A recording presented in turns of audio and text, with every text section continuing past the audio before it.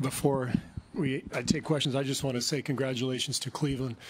That's a championship team, an amazing group of players, and it's a hell of a series. 5 games didn't do it justice, just for how competitive it was. There were times where I was just stunned looking at the talent on the floor between both teams. And as I said, they're a championship group. We have so much respect for their players, for Coach Lou and his staff.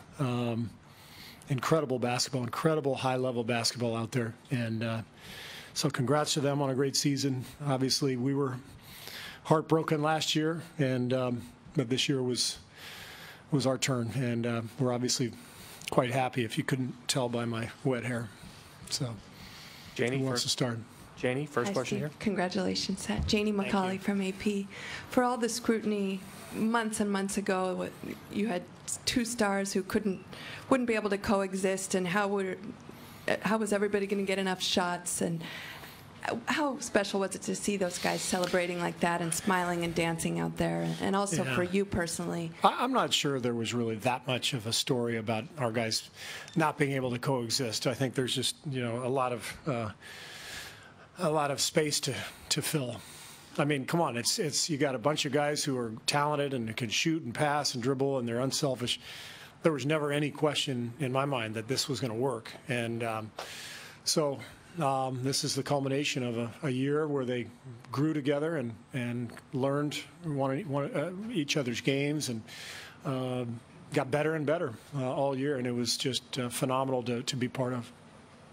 Tim, next question. Tim Kelko, American News. Steve, I know you never wanted to be about yourself, but couldn't help see you crying there after the game. Just maybe not the details, but what is going through your mind? Is it what you had to go through this season? Is that part of the emotion that you were feeling right then? Yeah, for sure.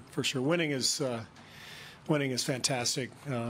I've been so lucky to be part of so many championship teams as a player and now as a coach, and it never gets old. But tonight was a little different, just based on the things I've had to go through during this time.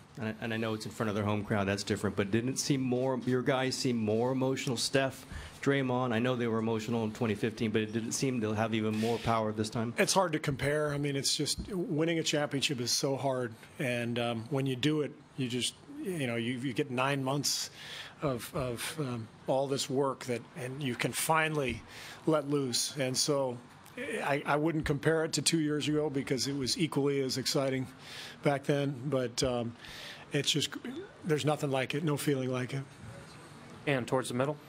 Steve, congrats. Ann, thank you. Ann Killian with the San Francisco Chronicle. Kevin went through a lot this year. He was vilified. He was, called all sorts of names, soft and all sorts of things. To see him perform in this series and to come away with the MVP, what do you think that means? What does it mean to you, the team? Well, you can ask him. He's right there. But what about for you? For me, I'm just so happy for Kevin. I'm happy for all of our guys. It's interesting when you look at championship teams, each player kind of has their own story. You got a rookie like Patrick McCaw who comes in and plays in a Game 7, makes an impact, and his story is so different from Steph's and Clay's. But Kevin has a very unique story. You just mentioned that, and I'm just happy for him. He's had an amazing career, but he just took it to the next level, and he was incredible all season long. He had an amazing series, just dominated.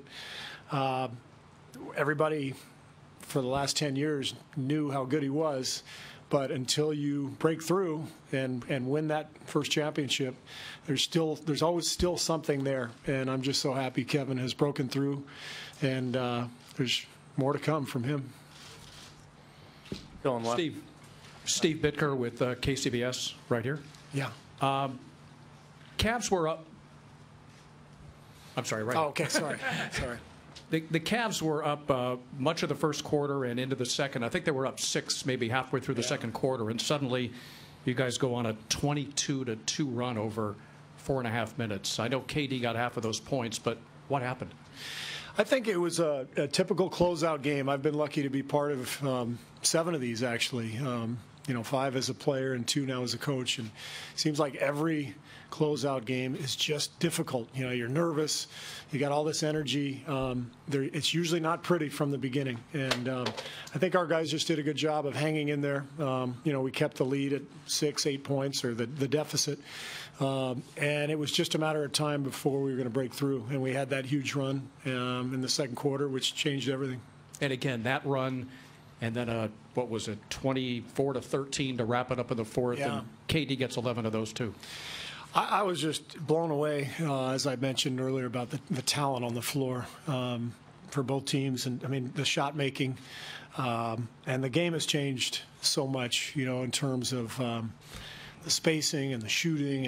And you're looking out there and you're like, how are we going to stop anybody? And I'm sure Ty was saying the same thing, But we have an amazing group of talented players, skilled guys who came up big when it counted and pulled away in the fourth quarter. Coach, thank you. All right, thanks. Kevin will be right up.